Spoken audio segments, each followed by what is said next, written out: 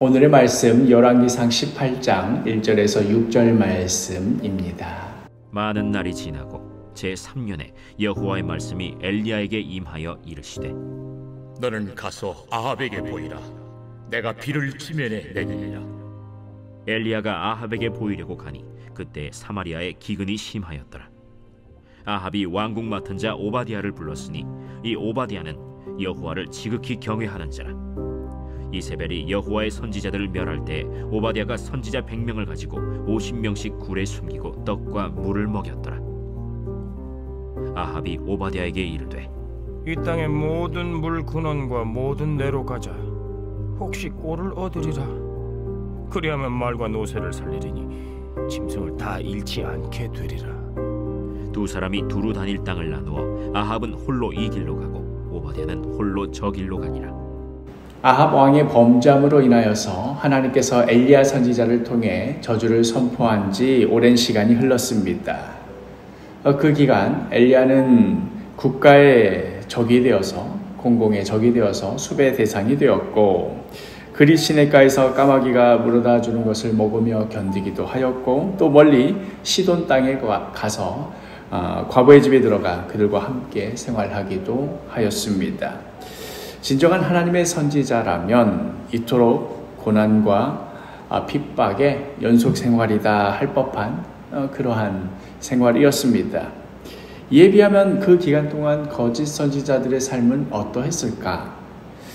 자신들이 신학적인 정당성과 당위성을 획득하기 위해서라도 엘리야는 그들에게 있어서는 더더욱 악하고 거짓된 선지자이어야만 했고 기근을 불러온 원흉이며 하나님의 진노를 불러일으키는 우상 숭배자다. 그렇게 오히려 엘리야를 역으로 둔갑시켜야만 했을 것입니다. 그렇게 흙을 백이라 백을 흙이라고 해야만 자신들의 삶이 윤택해지고 기반이 단단해지고 더더욱 권력의 신임을 얻을 수 있었을 것입니다.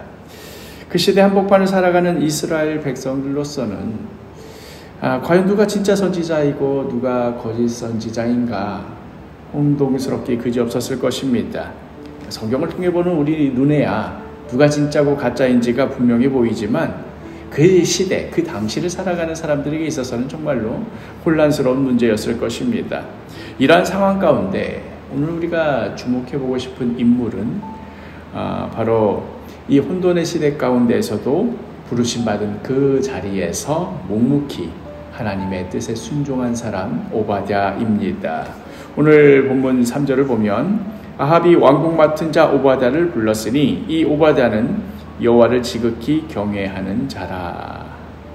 그 혼란의 시대에 그는 하필이면 아합 왕궁의 고위직이었습니다. 이런 상황 속에 우리는 이렇게 판단 내리기 쉽지요. 그 악한 아합 왕 밑에서 뭐 얻어먹을 게 있다고 거기 붙어있나.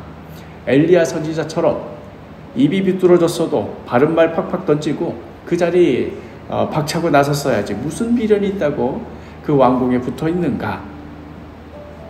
우리가 이렇게 쉽게 판단 내릴 수도 있습니다. 그러나 성경은 결코 이러한 오바댜에 대해서 그가 자기 자리나 무슨 목숨에 연연해서 비굴하게 그 아합 왕에게 붙어있다 하는 식의 평가를 하지 않습니다. 오히려 그는 여호와를 지극히 경외하였다라고 평가하고 있습니다. 오바댜는 아합 왕 가장 가까운 자리에 있었으면서도 자신이 하나님의 사람으로서 맡은 바 할 수 있는 일들을 생명을 걸고 감당하고 있었습니다. 이어지는 4절을 보면 이세벨이 여호와의 선지자들을 멸할 때에 오바댜가 선지자 100명을 가지고 50명씩 굴에 숨기고 떡과 물을 먹였더라. 그러니까 엘리야처럼 아합에게 큰 소리 치고 그 자리를 박차고 나왔느냐, 아니면 오바댜처럼 그 앞에 굽실굽실대면서 붙어 있었느냐, 이런 걸로, 이런 겉모습으로 하나님을 경외하였느냐 아니었느냐 이것을 판단하는 것이 아니라 부르심을 받은 그 어떤 자리에서든 어떤 처지에서든 하나님께서 그 사람에게 맡기신 일에 생명을 걸고 감당했느냐 아니냐, 여기에 달려 있는 것이었습니다. 누군가는 엘리야의 역할로 부르심을 받을 수 있는 것이고 또 누군가는 오바댜의 역할로 부르심을 받을 수 있는 것입니다. 각자의 자리에서 그 사람만이 감당할 수 있는 그 일을 하나님께서 맡기시며 또 그를 통하여서 하나님의 역사를 이루어 가시는 것입니다.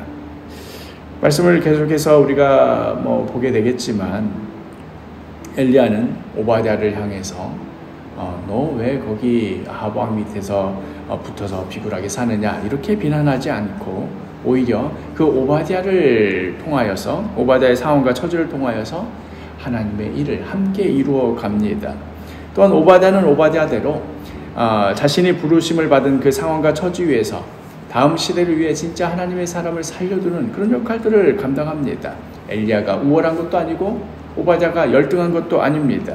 각자 부르심을 받은 그 자리에서 하나님께서 각자 맡기신 일들을 감당하며 하나님의 큰 그림 가운데 참여하는 것입니다. 목사라고 해서 하나님께서 큰 일 맡겨주시고 평신도라고 해서 하나님께서 허드렛 일 맡기시는 것 아닙니다. 우리 각자가 부르심을 받은 그 자리, 보내주신 그 영혼, 나 자신이 아니면 다른 누구로는 결코 대체될 수 없는 그 현장, 바로 거기에 나 자신을 보내신 것입니다.